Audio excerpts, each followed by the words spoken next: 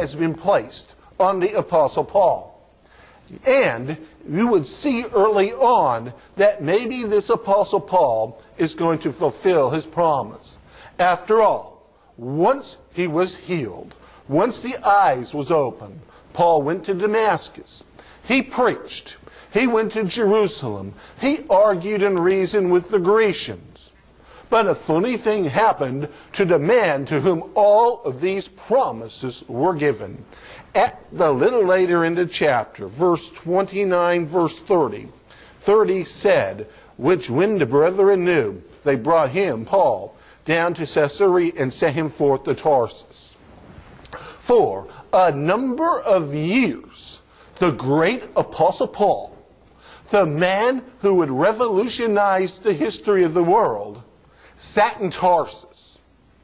And he was not fulfilling any of these promises that God gave to him.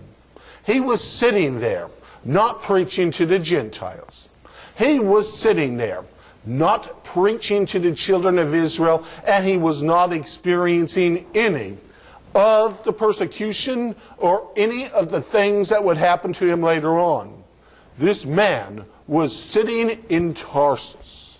Now, you would look and you would say, obviously God missed it. Why? Because these promises were given to the Apostle Paul, and none of them were being fulfilled. But what was God doing?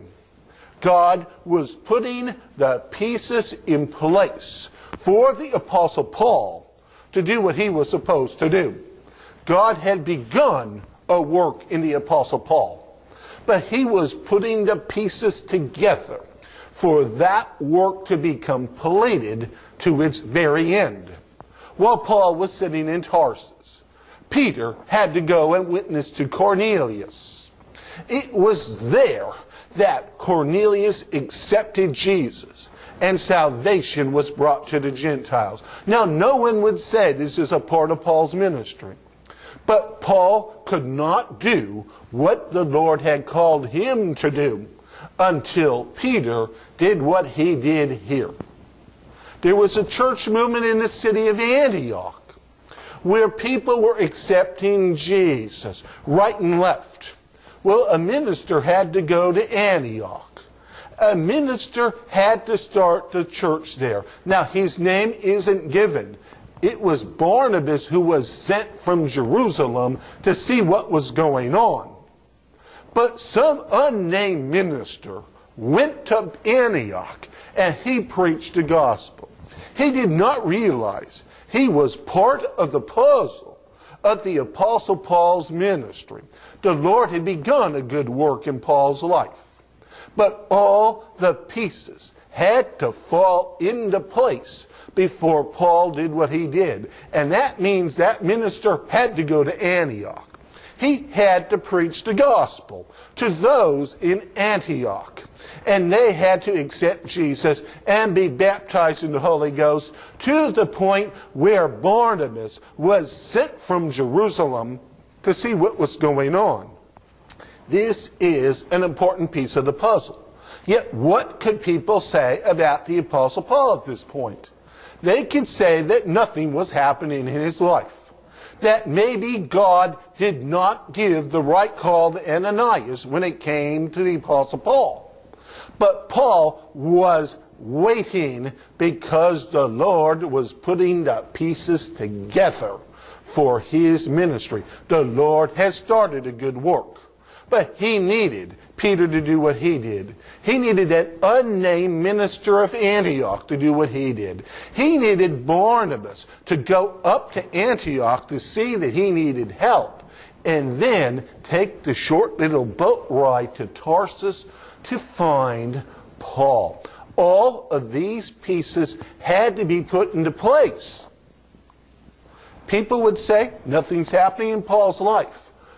I would say that there was a lot happening because the Lord was setting the stage for the Apostle Paul to do what he did.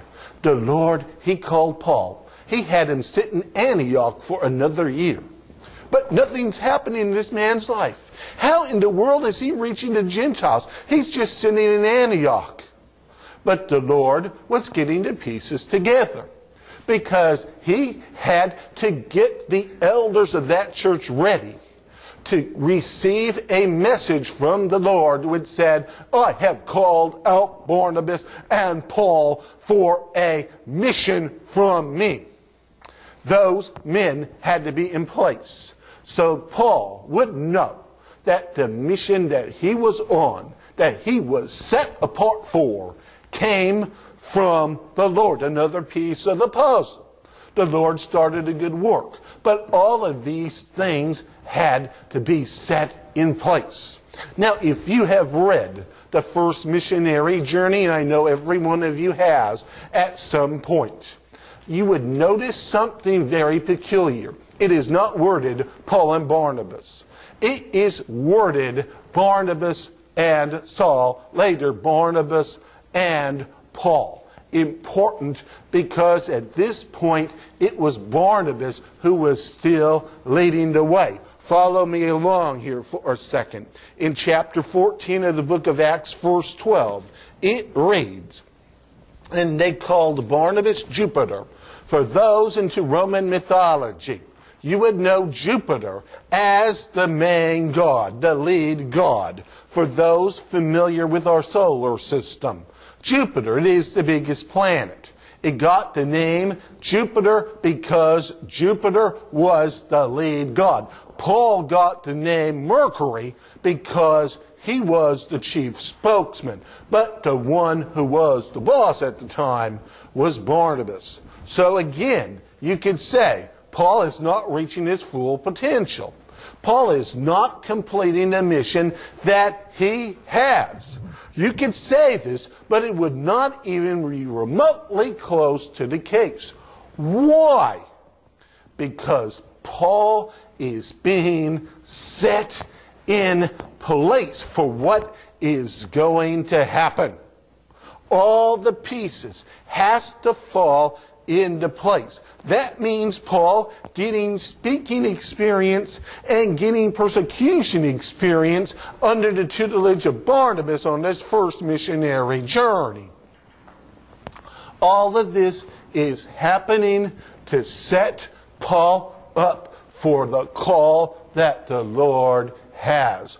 The Lord began a good work, but he will take his time to make sure you're in the right place.